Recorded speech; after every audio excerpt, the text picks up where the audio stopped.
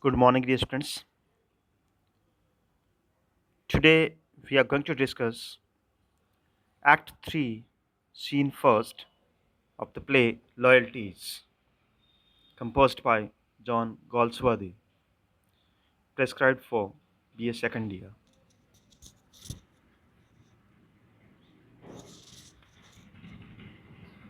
This scene takes place 3 months later. We see the office of Mr. Jacob Twisden. Mr. Graviter is Twisden's younger partner. A young clerk informs Mr. Graviter that a person named Mr. Gilman is waiting to meet Mr. Twiston. Graviter asks him to send Mr. Gilman to him. Mr. Gilman comes. On finding that the person he is talking is not Twiston himself, but his younger partner, he says that he will reveal his business only to Mr. Twiston and not to Mr. Graviter. Gravity calmly asks him to wait for Mr. Twiston. He tells him that Mr. Twiston will soon come back from the court. Gilman reveals him only the fact of his being a shopkeeper. Soon Windsor and Margaret come to meet Graviter and Twiston. They discuss the Dancy D. Levi's case, which is going on in the court at the time. During their discussion, Graviter points out that Canning has been asked to appear in the court. Windsor tells him that the number of stolen notes had been printed in the newspapers. Just then, Mr. Twiston, the senior lawyer, enters the room. Windsor tells him that General Canning knows about Dancy's coat sleeve being wet on the night of the theft. He wants to know if this fact would provide evidence against Dancy. This fact is likely to be brought out during cross questioning in the court. Margaret says that Canning would not give this information unless he is asked about it. However, if he were asked, he will certainly speak the truth. Twiston makes no comment. He only advises Windsor to tell Dancy of the fact. After this, Windsor and Margaret take leave of Mr. Twiston. Now Twiston calls Gilman to his room. Gilman informs him that he had read the numbers of the stolen notes in the day's newspaper. Then he looked into his cash box, and found one of the stolen notes there. He remembered that the note had been given to him by one of his Italian customers. The Italian's name was Riccardo's. He immediately contacted Riccardo's. He asked Riccardo where he had got the note from. However, he did not give a satisfactory answer, so he brought the Italian with his office. He tells Twiston that he knew from the newspaper that Twiston was Dancy's lawyer in the case. After giving this information, Gilman explains his own interest in the case. He explains the reason of his disliking the Jews. He tells him that he does not like them because they work harder and they progress so much. Now, Ricardo's is called in. He had been waiting in the taxi outside when Twiston asks him where he had got the stolen £50 note. Ricardo says that he wishes to explain in private.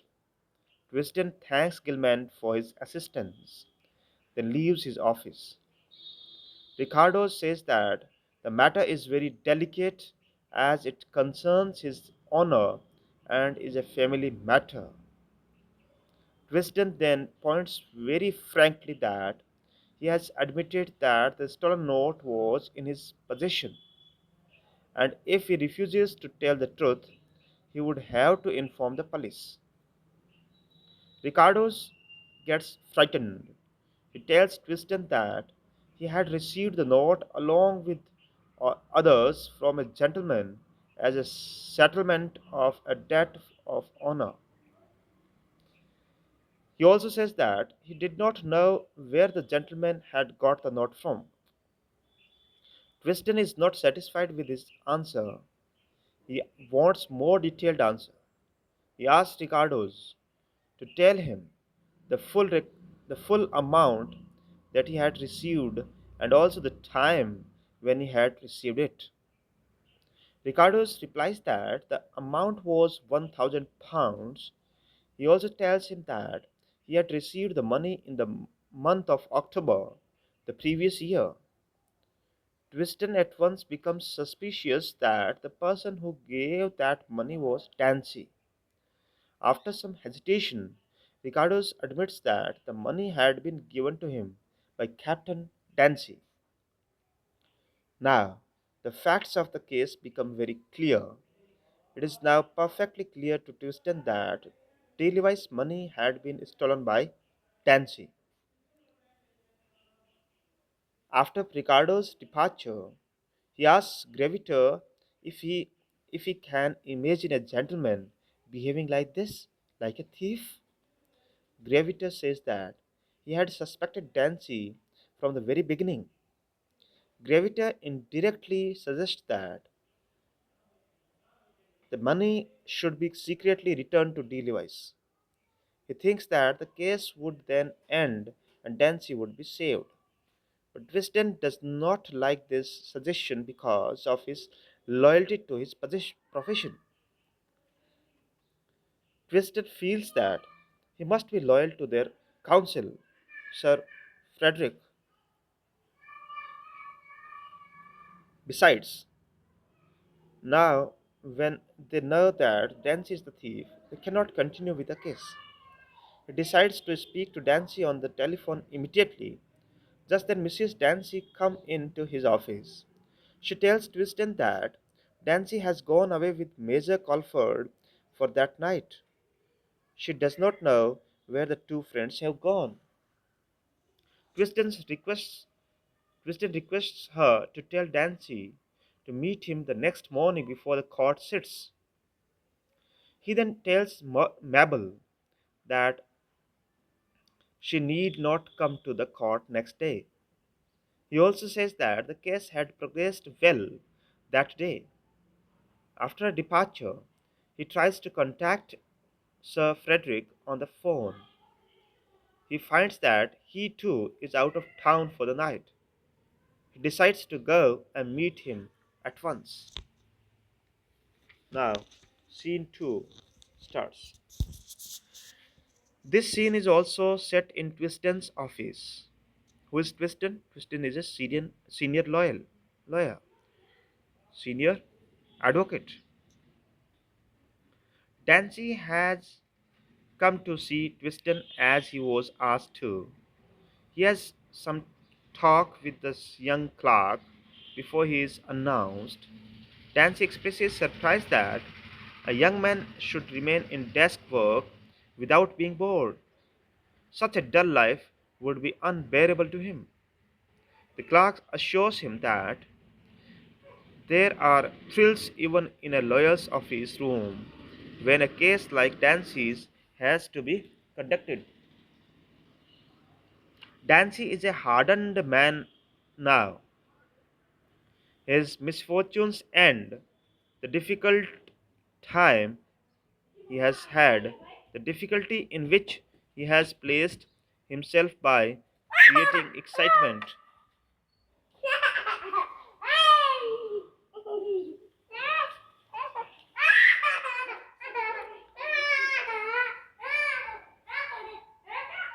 Dancy is a hardened man now. His misfortunes end. The difficult time he has had, the difficulty in which he has placed himself by creating excitement for its own sake, length and the lengthened proceedings in the court have all made him a desperate man. Outwardly, he is cool, but his grim determination is capable of taking sudden and dangerous decisions. Yes, outwardly he is cool, but he is very serious in determination. He is capable of taking sudden and dangerous decisions. Twiston places the two recovered notes before him and tells him that his lawyers must withdraw from the case. Twiston agrees that Dancy acted in a moment of reckless bravado.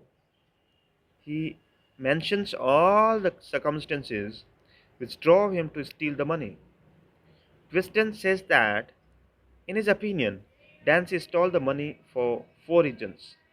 First, he wanted to show his bravery by jumping across the balconies on a dark night. Second, Dancy possibly felt that since he had sold the horse Rosemary to D. Lewis in the first place, he had a right to the profits that D. Lewis made on the horse.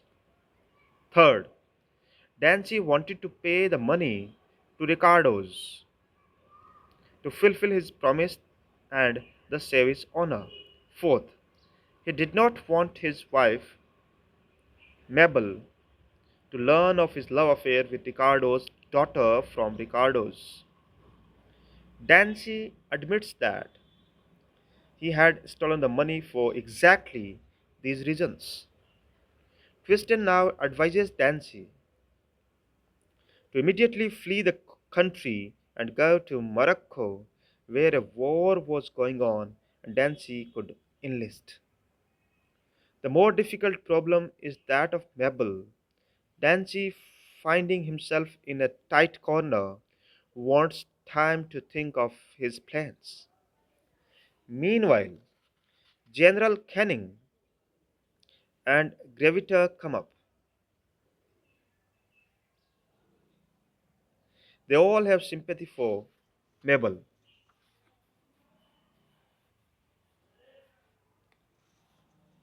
General Canning says that he had his doubt about Dancy's innocence.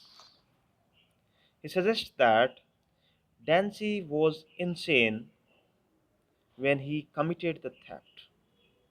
He praises D. Lewis for being so sharp as to guess correctly the real thief. Major Colford and Margaret arrive.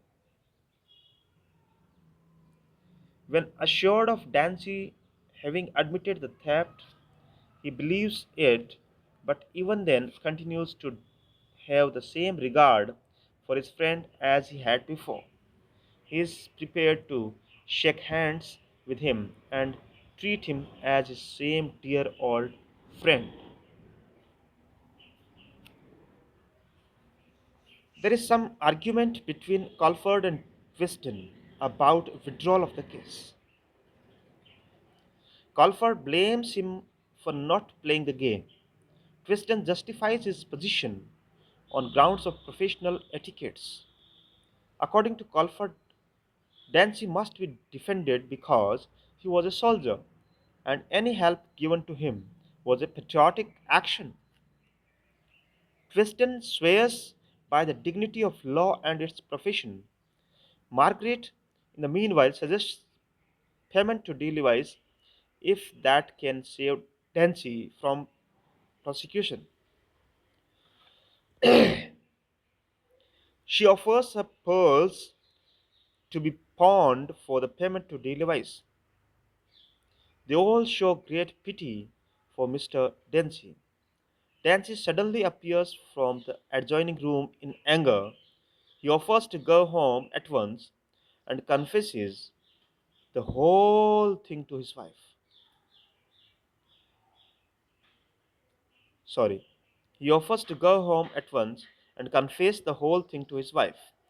The general offers him a letter of introduction to obtain a job in the Spanish War Office. However, Dance is not sure that he will make use of it. He seems to have already decided upon another course of action. To the surprise of all, D. Lewis appears on the scene and Dancy has no objection if he admit it. His dramatic appearance and noble behavior shame all Christians present there. He wants no money from Dancy and is not responsible for the warrant that is just going to be issued for Dancy. He is proved to be right. That's all that he wanted to prove. He assures people he assured people there that he was not actuated by the Christian's virtue of forgiveness. He was actuated by the ideals of life which a Jew follows. He leaves the place suddenly. Everyone is left dazed, surprised, but not a word of appreciation comes out of anybody's lips for D. Lewis, who proves himself superior to everyone present there by his generous behavior and high sense of moral values. That's all for today, and have a nice day. Tomorrow we will finish it up.